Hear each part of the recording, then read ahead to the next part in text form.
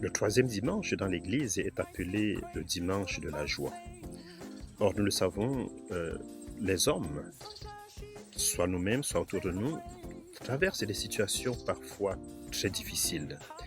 Difficiles sur le plan conjugal et familial, difficiles sur le plan académique et professionnel, difficiles sur le plan spirituel et religieux, difficiles sur le plan social. Bref, dans beaucoup de domaines, il y a des raisons d'être triste, il y a des raisons de se plaindre, il y a des raisons d'accuser. Eh bien, au cœur de ces aspirations au bonheur, les textes d'aujourd'hui nous invitent à la joie. Oui, l'espérance est source de joie. Celui qui ne se décourage pas, celui qui continue de se battre, celui qui attend de Dieu sa rédemption, ne peut se permettre d'être triste. Bien évidemment, c'est dans l'au-delà que nous aurons la pleine satisfaction de nos aspirations.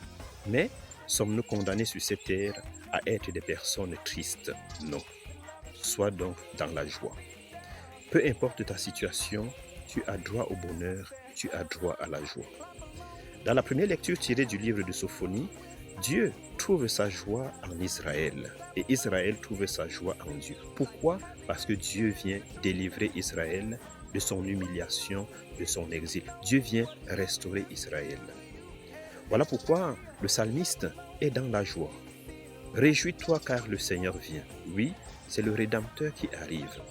Les hommes peuvent peut-être conduire leurs frères et sœurs vers le bas, mais quelqu'un arrive, le Messie Jésus, il vient tirer vers le haut.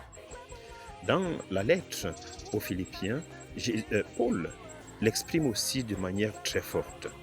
Que votre bienveillance soit connue de tous. Oui, comment être triste lorsqu'on est bienveillant? Peut-être c'est l'une des choses qui manque beaucoup dans notre société de nos jours. Être bienveillant, vivre dans la bienveillance envers tous ceux et celles qui nous entourent.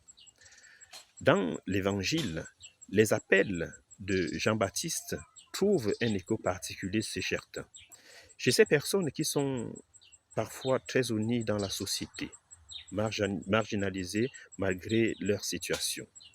Voilà pourquoi, à la question « Que devons-nous faire ?»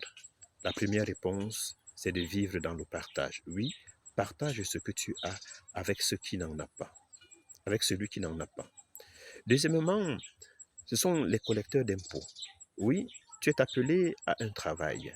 Tu es appelé à prélever de l'argent.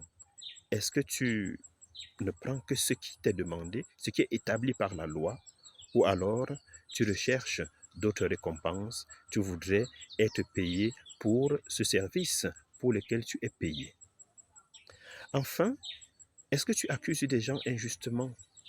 Est-ce que tu extorques les gens? Voilà pourquoi le chemin de la joie, c'est non seulement un don de Dieu, mais c'est aussi un effort que nous devons faire afin de pouvoir accueillir Jésus, la joie de l'humanité.